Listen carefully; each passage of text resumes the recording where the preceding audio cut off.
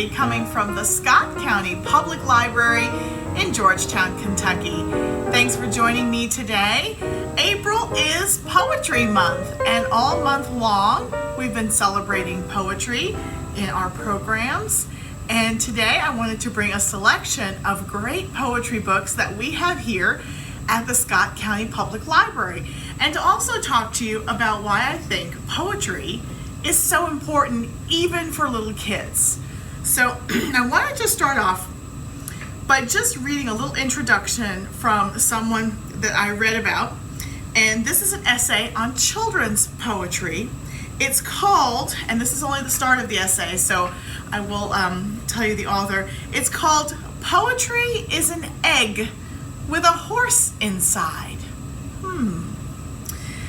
And it's called, subtitled, "Don't underestimate what your students can understand, how they will face the mysteries of poetry." It's by Matea Harvey. Matea Harvey wrote this.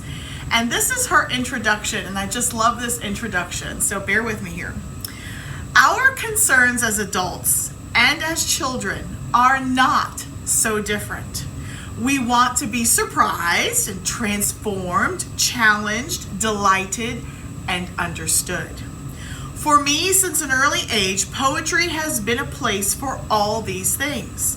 Poetry is rangy, an uncontainable genre. It is a place for silliness and sadness, delight and despair, invention and ideas, and apparently also alliteration.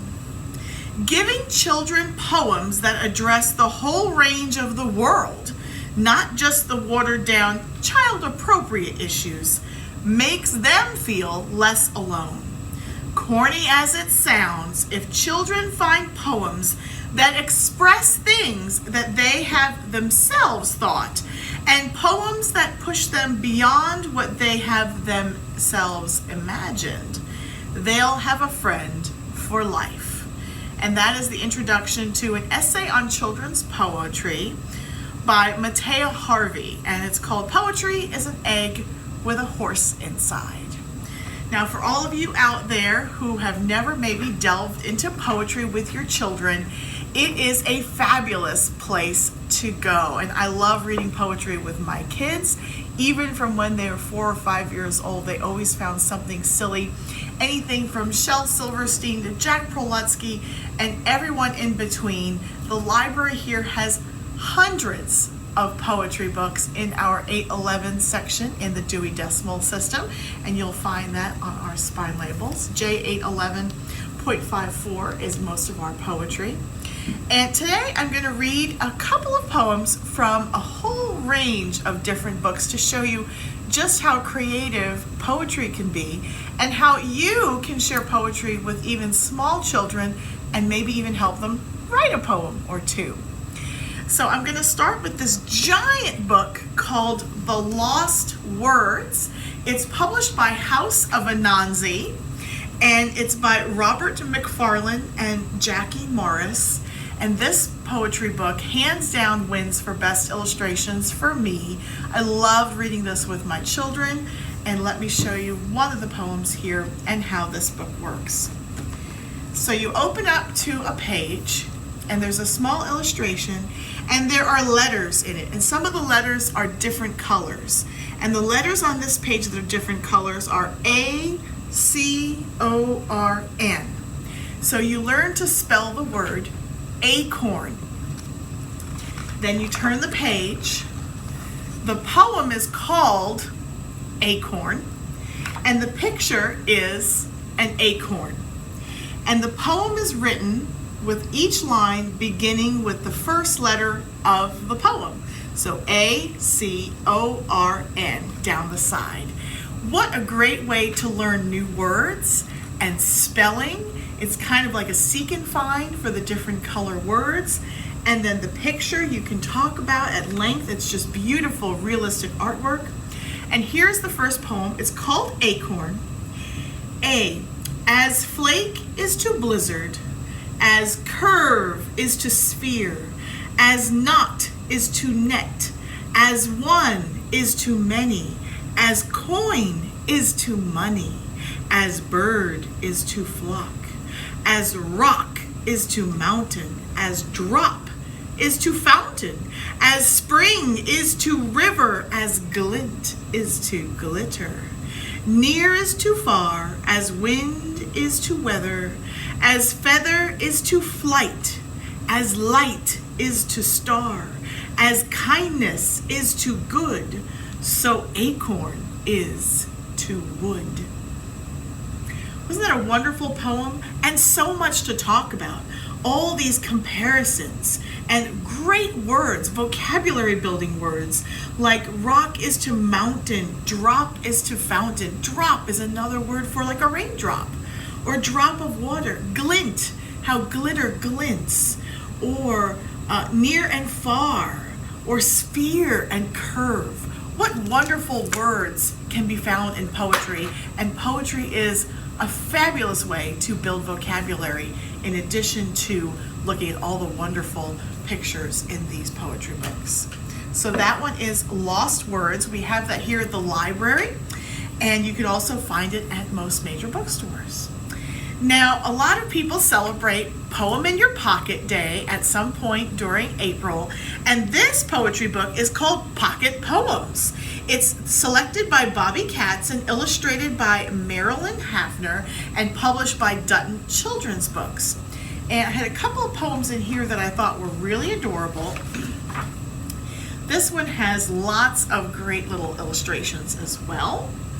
And so this is called A Pocket Poem by Bobby Katz. With a poem in your pocket and a pocket in your pants, you can rock with new rhythms, you can skip, you can dance.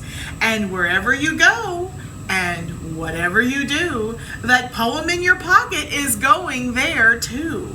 You could misplace your homework, you can lose your left shoe. But that poem in your pocket will be part of you, and nothing can take it and nothing can break it. That poem in your pocket becomes part of you. And that's true. Sometimes we memorize poems as children, and we even remember them in our adult age. And here is a really funny one that I bet you could memorize today. Are you ready? Humpty Dumpty sat on a wall. Humpty Dumpty had a great fall. Then all the king's horses and all the king's men had scrambled eggs for breakfast again. And that's an anonymous poem, and that was in our Pocket Poems book that we have here at the library. Now, here is a poetry treasury from Oxford University Press, and it's the Oxford Illustrated Book of American Children's Poems, edited by Donald Hall. Another great poetry book, and I've got a couple of great poems selected in this as well. And some of them can be really silly, and sometimes they can be super short. So here's one called The Purple Cow. I never saw a purple cow. I never hoped to see one. But I can tell you anyhow, I'd rather see than be one. Would you rather see a purple cow or be a purple cow? So poetry can be silly. Maybe you can come up with a poem about how you spend your day, or something that you own. Maybe your favorite toy can be turned into a poem. So here is a poetry book published by Harper Collins. It's Jack Prelutsky's My Dog May Be a Genius. And Jack Prelutsky was the Poetry Foundation Children's Poet Laureate one year. The illustrations in this book are by James Stevenson. This is another great book. I love Jack Prelutsky books. We have multiple copies of all of his poetry books. He's really clever. So here's one that I picked out just for you guys, and I thought this would be a little bit of a fun one as well. I'm shopping for a dinosaur. I'm shopping for a dinosaur. I'd like one small enough to fit into my backpack that's already filled with stuff.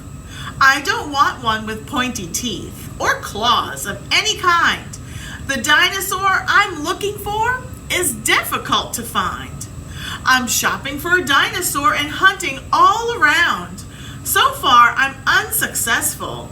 It is nowhere to be found. I hear they disappeared before the year that I was born. I'm giving up on dinosaurs. I'll buy a unicorn. There's a cute picture of a child pushing a shopping cart with a unicorn in it. So that's Jack Prelutsky, published by Harper Collins. My dog may be a genius. So maybe you can write some poems about your pets. That's a great learning tool to grab a few words about your pet and turn it maybe into a rhyming poem. Or maybe you can take your pet's name and write it down the side of a page and come up with one line beginning with each letter for your pet's name. That'd be a great little keepsake for your pet. You can put a paw print underneath it maybe. Here is another great poetry book. It's published by Henry Holt and Company. It's by Julie Pashkis. I hope I said her name right. I'm sorry, Julie. It's called Vivid, Poems and Notes About Color. Color is a great teaching tool. We all need to know our colors when we're little, and this book is chock full of poems all about the colors of the rainbow, from yellow and pink and blue and green.